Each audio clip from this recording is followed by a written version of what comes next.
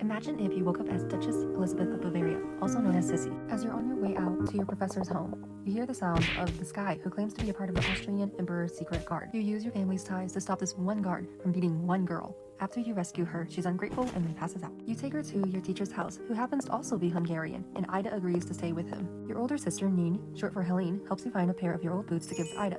You give the gift to Ida in hopes it'll soften her, but instead, she throws the box and then argues with you on whose sister is better. You both race each other on your horses, and when you beat Ida, you persuade her into staying and being a study buddy and still keep looking for her sister. Ida finally softens. You receive a letter from Chubby Carl, the Emperor's little brother, to spend your holiday at his palace in Dresden. As soon as you get there, you waste no time to start hiking up the mountain. You notice a man who so obviously slows his speed and stays in your sight. When you reach the top, he pushes you off the cliff. Just kidding. He actually tries to pick you up with a line with "You're as graceful as a hound," and introduces himself as Count Rizard. You enjoy chit-chatting with him all the way back down the mountain. You run into Archduke Karl Ludwig, and he stammers when he sees Rizard, his adjutant, accompanying you.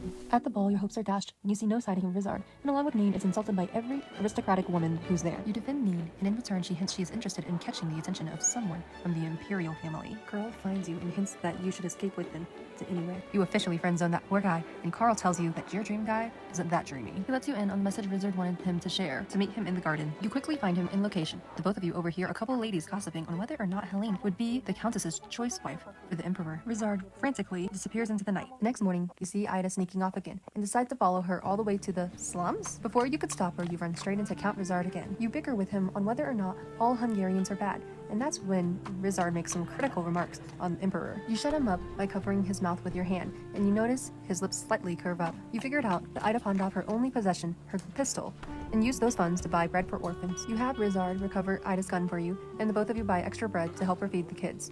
You can tell Ida is visibly happy to get her pistol back, and she informs you it's one of the guns her late father gave her and her sister each. You start pondering on your political views.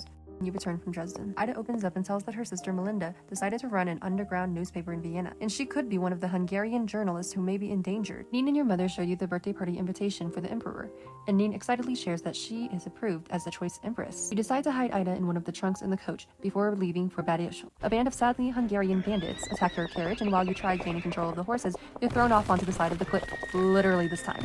Ida pulls you up to safety, but is injured from the rock slide. Your mother starts viewing Ida as a person.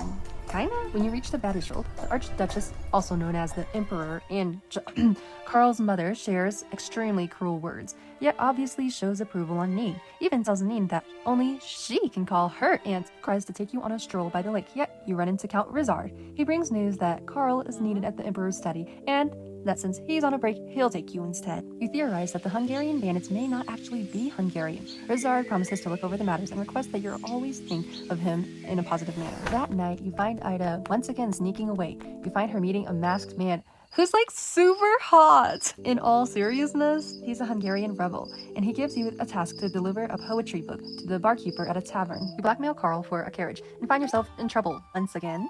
Guard and call for a mass arrest. Rizard stops them in the nick of time. Rizard tries to force you from being friends with Ida after he figures out why you were even in the bar at the first place. You lash out on Rizard for being so mysterious himself and not actually keeping his promises, yet you feel regret for not thanking him. Your mother lectures you and grounds you when you arrive home late. For the next few days, you're tormented from the guilt of being rude to Rizard. You talk about your problem 2 nights before the Emperor's birthday with Neen. She reassures you and asks who he even is. You stay vague and spend the rest of your discussion daydreaming about Neen and the Emperor. Next night, you notice Rizard outside in the courtyard, so you run out and meet him. After exchanging apologies, he starts asking you on your thoughts if you were to become empress. You push back and bring up the fact that Neen wants to be empress more than anyone else, and that she's trained, studied, and worked harder than anyone you know. Rizard is visibly disappointed, but asks for a dance, and the two of you chatter on through the night.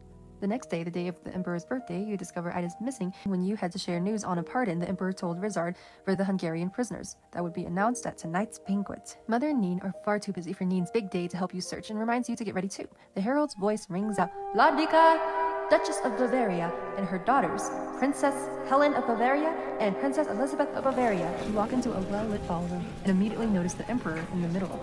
You can't help but freeze, and your so-called Count Rizard's frame blurs as tears well up in your eyes. Your mother scorns you over your misbehavior, and all the ladies in the court make comments. Franz Joseph? Franz Joseph? walks over to you with a large rose bouquet, not just to ask for hands, but it also asks for your hand in marriage. When you take the bouquet, you notice Nin disappears out of sight. The next day, you try to annul the proposal and have His Imperial Majesty rethink back to choosing Nin. He refuses and insists you call him Franz. He begs you to look into your heart on whether or not you love him, which I think is pretty selfish because he's in this assuming manner as he says all of this. Anywho, as you're running out, you run into Archduchess, yes, the soon-to-be mother-in-law. She's still harsh and yet unhappily accepts you as the future empress. You run into a maid who delivers a letter from Ida. She asks you to come meet her outside of the palace grounds in a forest. When you reach the location, Ida acts weird, and before you know it, something hits you on the back of your head. You fall out of consciousness as you hear Ida's friends arguing about if using you as a bargaining chip on the Emperor will work or not. You wake up and find yourself trapped in a burning shed. Ida rescues you and then shields you and her friends who went back on their promise to try to kill you, because the barkeeper returned telling them that the Hungarians in death row would just secretly execute her. Andressi, yes, the hot one, comes back and explains that people like the bartender are actually in cahoots with the nobles. You gain the people's trust and borrow Andressi's stallion. The story ends with you heading on your way to stop all of this and finally tell Franz what your desires truly are.